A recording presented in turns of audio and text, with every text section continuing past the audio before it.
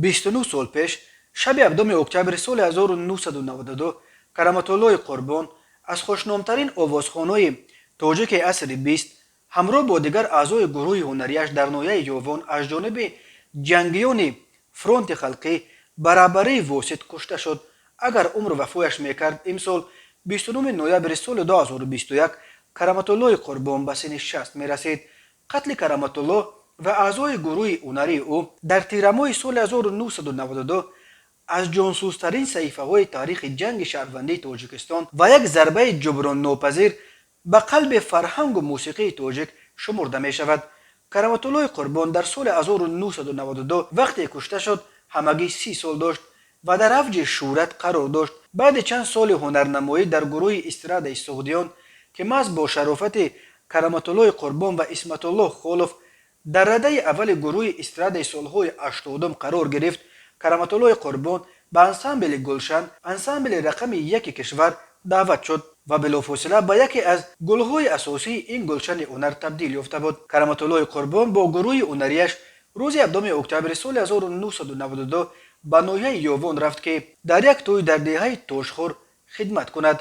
در آن شب و روز واده وخش علاقه در جنگ درگیری‌های مسلحانه قرار داشت و کرامت‌الله را به وعده تامین امنیت و جان و تن او و همکسبانش اسلامبek نوروف ملقب به دهقان، یک ساکن بانفوذ یوون، به آن توی برده بود.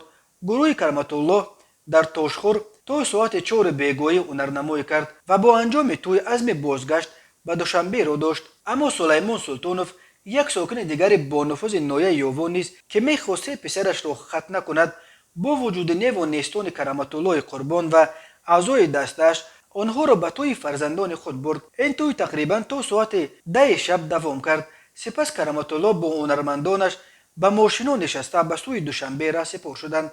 تفتیشات بعدا معلوم کرد که اعضای گروه کرامت‌الله قربانوف را همان شب در پاسگاه دهنه سلاح به دستان از گروه عبدالواسط صمدوف، یک فرمانده محلی فرانت خلقی که با نام واسط معروف بود، از ماشین‌هایشان پایین کرده سلاح به دستان مست برابری واسط بلافاصله با دشنام و تحقیر به هنرمندان در افتادند که آنها اینجا خون میریزند ولی شما توی به توی کیف و صفا کرده میگردید. بعد کمی استنطاق این سلاح به دستان 11 نفر از جمله کرامت‌الله قربان را در پشت طرفخانه سیاحت پراندند. تنها به یک نفر، رستم علیموف، میسر شد که فرار کند و خود را با عذاب به دوشنبه رسانده این فاجعه تلخ را به مردم برساند. در پی این کشتار پرسر و صدا نیروهای مخالفین که آن وقت دوشنبه و یک قسم وادی وخش را تحت نظارت داشتند برای تعقیب قاتلان کرامت‌الله قربان به یوون حمله کردند. در آن عملیات واسط و چند تن از جنگیانش و همچنین دهقان که تامین امنیت گروه کرامت‌الله را به دوش گرفته آنها را به یوون برده بود کشته شدند. از جمع 10 نفری که در آن شب نحس در کشتار هنرمند معروف تاجیک شرکت داشتند، تنها پرونده 8 نفر تا به دادگاه رسید.